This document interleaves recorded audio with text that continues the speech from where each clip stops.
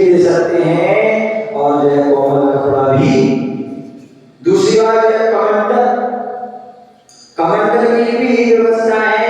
यदि नरियल का व्यवस्था है तो नरियल का भी दे सकते हैं। अन्यथा पहले जो सिस्टम चलता था पीतल का गोल ढक्कन वाला चूड़ी वाला, पहले के पुराने साधु चुल्हे करते थे तो क्या करते, चूड़ी वाला जो है पीतल आदि का वो कमंडल भी रखते हैं। और साथ में आहार करते हैं, आहार करते हैं तो शुल्क की क्या व्यवस्था है, तो आहार की भी दो व्यवस्था थी पहले। क्या, एक जो है लाइन से जो है चौकियां लगे हैं तो 7 घर तक शुल्क की जाकर के बस ले आहार ला सकते हैं।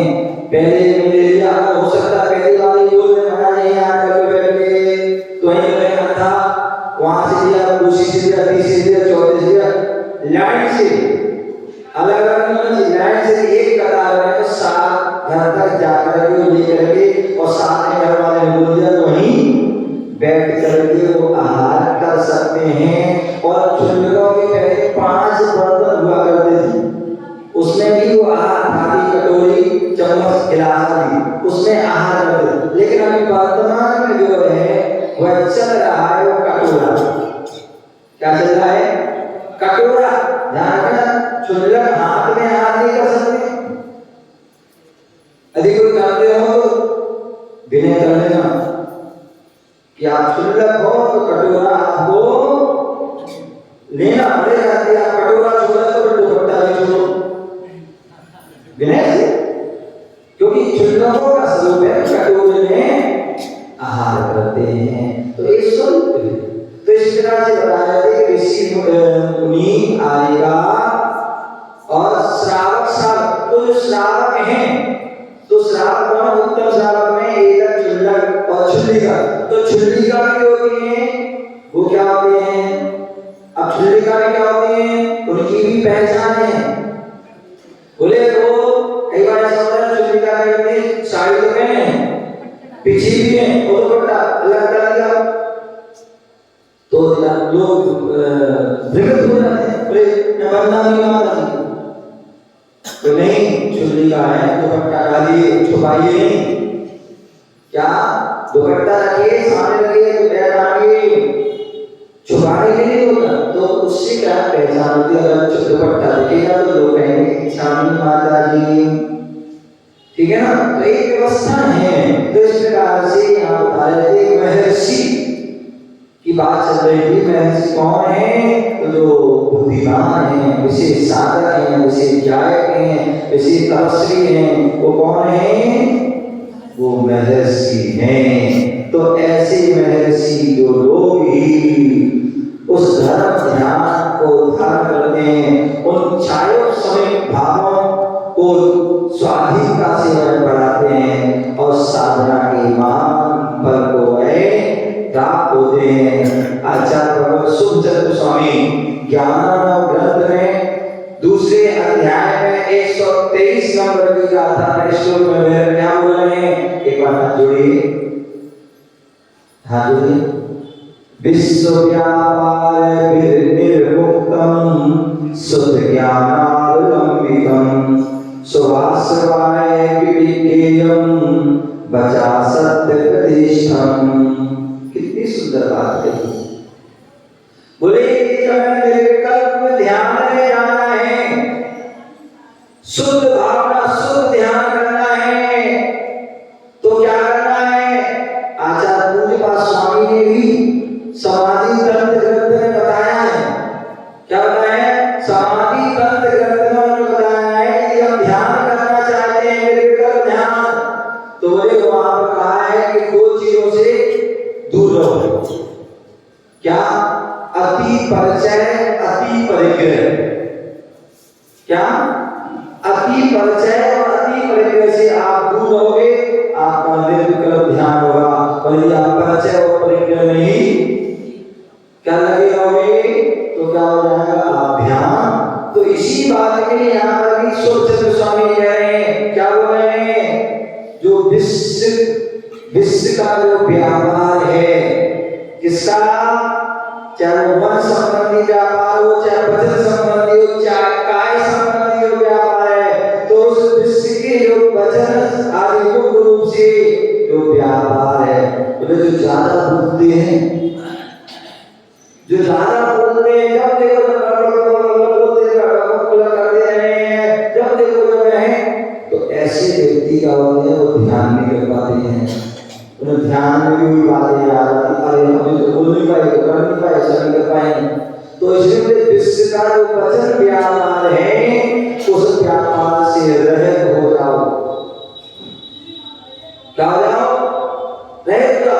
यही कहा है कि प्रकृति ने हमें क्या दिया, प्रकृति ने हमें क्या दिया, और एक रूप और दो कान है मनोज जी। प्रकृति ने हमें क्या दिया, यही क्या है कि दो कान दिए और एक मुख दिया। इसका मतलब क्या है, बोलो कम सुनो ज्यादा। क्या, बोलो कम सुनो ज्यादा, तभी कल्याण होगा, कल्याण होने वाला नहीं है। तो ध्यान करना है, तो बोले जो है आप वचन के व्यापार से रहित हो जाइए, तभी आप निर्विकल्प ध्यान कर पाओगे। तथा सत्य आधारित होता हुआ शुद्ध ज्ञान का आलम्बन लो। क्या, जो सत्य का आधार है, सत्य का जो साक्षात्कार करने वाला है, जो साक्षात परमेश्वर परमात्मा बनाने वाला है, साकार और निराकार रूप को दिखाने वाला है, तो वह क्या है, शुद्ध ज्ञान। तो ऐसा सत्य का आधार जिस पर आधारित है, ऐसा शुद्ध ज्ञान का आलम्बन लो, और आलम्बन लोगे, उसका पठन करो, पाठन करो, सुनो, और उससे क्या शुद्ध का आश्रय होगा, शुभ उपयोग होगा, और शुभ उपयोग से ही हम शुद्ध उपयोग की ओर अग्रसर होंगे, और शुद्ध उपयोग, शुद्ध ध्यान ही हमें सिद्ध अवस्था की ओर ले जाने वाला है। प्यारे बंधु, हमारे मेरा संत जन जो है उसी साधना की ओर अग्रसर रहते हैं, उसी में ही लीन रहते हैं, तभी वह हमारे परम साधु हैं। क्या करते ना, गुरु अरहंत गुरु सिद्ध गुरु आचार्य पाठका गुरु साक्षात परम साधु तस्मै श्री गुरुवे नमः। तो ऐसे वह परम साधु जो ध्यान और अध्ययन में रहते हैं, वही परम साधु हैं। और जब भी उन परम साधु को हम देखते हैं, क्या देखते हैं, उन परम साधु को देखते हैं, चौपालो याद रखना, हमें किसी नाम को नहीं देखना है, ना कोई संत, ना कोई पंथ, ना ग्रंथ को देखना है, अपितु केवल 5 वस्तुओं को देख लेना। मनोज जी, किनको देख लेना, 5 चीज देख लेना, और ये 5 चीज देख जाए, उन्हें हम सहसा भक्ति पूर्वक नमस्कार करना, भक्ति पूर्वक वहां, भक्ति पूर्वक का विहार, भक्ति पूर्वक का सानिध्य ले लेना। कौन सी 5 चीज याद कर लेना। सबसे पहले निर्गत था। क्या, निर्गत था, मुनियों की जो मूल हमारे जो है पहचान है, इस सब जी 5 पहचाने। सबसे पहले निर्गत था, दूसरा पर विहार, तीसरा केशवन, क्या, केशवन, और चौथा जो है पिछी कमंडल, और 5वां खड़े होकर अंजलि में दिल में एक बार आहार करना। ये 5 ही देख लेना, और 5 ही जहां तक जाए वहां त्रिभक्ति पूर्वक जो है उनको नमस्कार की भक्ति की आराधना कर लेना।